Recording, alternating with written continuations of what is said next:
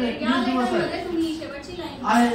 पहिल्या लेटर मध्ये पण आहे ती लाईन. मग तुम्हाला हे सांगितलं गेलं की आम्ही जी लेटर पाठवलं आहे त्याचा रिप्लाय किती दिवसात येईल आम्हाला माहित नाही, पण लेटर पाठवलं गेलंय त्यानंतर तुम्ही ही लाईन धमकावणं नाही झालं का? नाही कंपनीच नाही संबंध. पहिल्या पत्रात प्रत्येक पत्रात काय विषय आंदोलनाचा विषय आहे ना.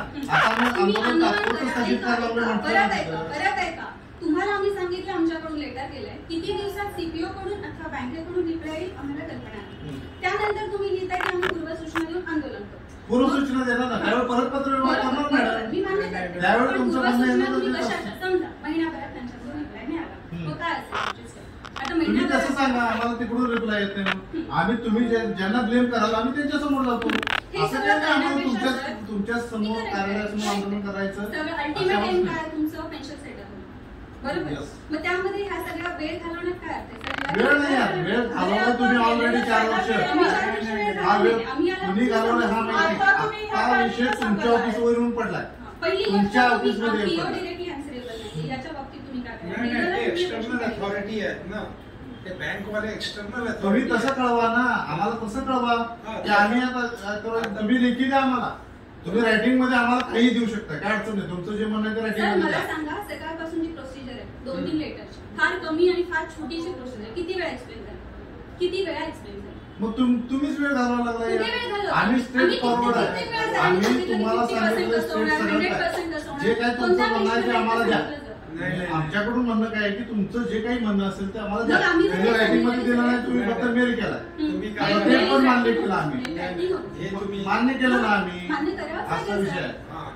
आम्ही तुमच्या केसमध्ये पण त्यात कुठेही तुम्ही उल्लेख केला नाही की आंदोलनाच्या बाबतीचा उल्लेख केला नाही. कारण की मी आधी सांगितलं आंदोलन हे तुमच्या कार्यालयाच्या समोर आम्ही करणार आहोत. आंदोलनाचा इशारा तुमच्या पहिलं पत्र जे आहे डेट मध्ये जर तेवढा फरक असता तेवढ्या दिवसांचा तर मी नक्की लिहिलं असतं. पण मी का सहकार्य मागू जेव्हा मी माझं काम करते आणि सकाळपासून मला माझं काम करू दिलं जात नाही? असं म्हणू शकता तुम्ही. आम्ही सकाळपासून किती वेळ गेला आणि आमच्याकडे आम्ही आज सकाळपासून सांगायला नाही. आम्ही 21 दिवसापूर्वी नोटीस तुम्हाला दिली आहे. त्यापासून काय केलं ते सांगा ना. एंटरटेन करून मी सांगितलं की काय होतंय आणि ते केलं गेलं त्यामध्ये काय चुकतं ते त्यानंतर तुम्ही आज बँकेचं पत्र पाठवायला लागला. बँकेचं तुम्हाला पत्र ज्या दिवशी मेल आला त्या दिवशी तुम्ही पत्र का पाठवलं नाही बँकेला सांगा. अप्लाय करत वाचा माझ्याकडे नसेल हा प्रोसिजर पार्ट नाही. आमचं ते पहिले पत्र ऑफिसची प्रोसिजर तुम्ही ठरवू शकता. आम्ही सीपीओला लेटर पाठवणं हे नाही आमचं काम. माझी झेरॉक्स आणा तुम्हाला मी सांगतो त्यात काय. तुम्ही घेऊन या कुठली झेरॉक्स हवी तुम्हाला? सकाळी तुम्ही पत्र तयार करायला तुमच्याकडे दिली जी मेल केली मी पुन्हा सांगते मला डेट लक्षात 27 ला सीपीओ कडून लेटर आलं ते आम्ही रिसीव्ह केलं. ते मेल केलेलं नव्हतं ते म्हणत नाही मी. आमचं एक आमची पोस्टची एकदम शांतपणे सांगते. 27 ला लेटर आलं होतं, 29 ला मेल गेला, 31 ला त्यांचं लेटर. ही ऑफिस प्रोसिजर फॉलो झाली. आता त्यांनी आम्हाला एक कॉपीच्या बेसिसवर आम्ही काही करावं नाही. आम्हाला फक्त इंटिमेट केलं गेलं की त्यांनी बँकेला कळवलं. ही जी आहे ना प्रोसिजर की आम्ही तिकडे लिहितोय हा प्रोसिजरचा पार्ट आहे. ही प्रोसेस तुम्ही चुकता काय लक्षात घ्या. ही प्रोसेस तुम्ही केली आम्ही मान्य केलं ना. आम्ही त्याबद्दल आक्षेपच घेत नाही आता. इतर गोष्टींबद्दल काहीच नाही. तुमचं इंटेन्शन पण भविष्यात इथून पुढे तर त्या डिले झालं तेच सांगायचं सर मला. कारण हे पहा माझा कन्सर्न तुमचं मी इंटेन्शन समजू शकते. तुमच्या कार्याचं मी हे पण करते कौतुक पण करते. पण जे तुम्ही सकाळपासून वेळ घेता ना सर खूप काम राहिले आमच्याकडे ना इतके प्रेशर. आम्ही कुठून आलोय सांगा. आम्ही किती वेळा आलोय हे पण बघा. नक्की आला पण काही नेमकं एक्सप्लेनेशन मध्ये चूक कुठे झाली आम्ही तुम्हाला प्रत्येक वेळेला सांगितलं मी त्यावेळी कारण नाही सांगून चालणार आम्हाला. आम्ही जबाबदार तुम्ही जबाबदार आहे म्हणून सांगितले की द्या की कुठलं कार्यालय जबाबदार आहे कुणाकडून डिले व्हायला तुम्ही द्या की या कार्यालयाकडून आम्ही तर केले इकडून पडले आम्ही त्या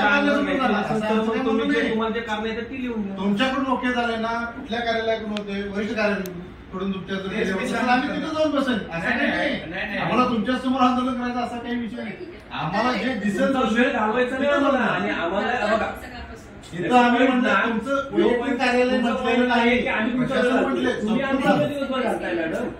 तुम्हाला आम्ही कळवलं इथे येऊन बसायला आम्हाला अवकाशी कुठे आहे अजूनपर्यंत आज आम्हाला आम्ही तुमच्यासोबत वेळ लागले का इथं बसायला? बोलणार ना. आज कुणाला बोलायला लागलोय? वरिष्ठ कार्यालय दिल्लीच्या कुठल्या ऑफिसरला बोलायला लागलोय का? पण हे लागू सगळ्यांना आहे. उद्या जर समजा आम्हाला असं निदर्शन आलं की दिल्लीच्या कार्यालयाकडून किंवा ते आता तुम्ही जे बँकेकडे पाठवलं तिकडून डिले व्हायला लागले, आम्ही त्यांच्याशी पत्रव्यवहार करणार, तिथं आंदोलन छेडणार, असा विषय आहे. त्याचा अर्थ लक्षात घ्या. फक्त मी तुम्हाला आज मी पहिलं आंदोलन आम्ही कुठं नाही, लावलं? माझा प्रश्न नाहीये सर, माझा प्रश्न आहे की सकाळपासून जाणार आहे. अहो पण आम्ही उपाशीपोटी बसलोय, आम्हाला वेळ लागलाय का तुमचा वेळ घालवायला? आणि मग आमचं काय झालं? असं नाही. आपण नाही, नाही, आपण नाही, बघतोय नाही, कसं काय झालं. असं आम्ही नाही. तुमचा वेळ घेत नाही. आणि एवढं नाही की स्टेटमेंटवर आम्ही थांबू. उपोषण करण्याचं- सर तुम्हीच सांगितलं सर की 1-2 तासात तुम्हाला देतो. तुम्ही काय म्हणले 1-2 तास थांबा. चुकीचं आम्ही 1-2 तास सांगितलं. थांबा.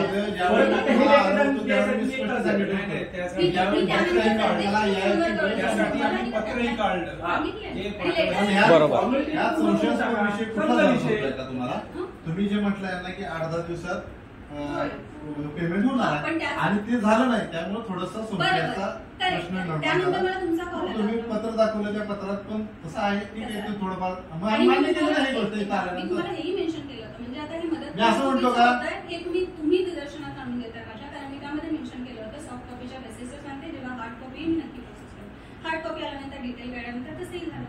आता तुम्ही इथे ना ग्राह्य धरताय की तुम्हाला आहे ना याचे जबाबदार राहाल. ते हे action- संपूर्ण तुमचं प्रशासन राहील.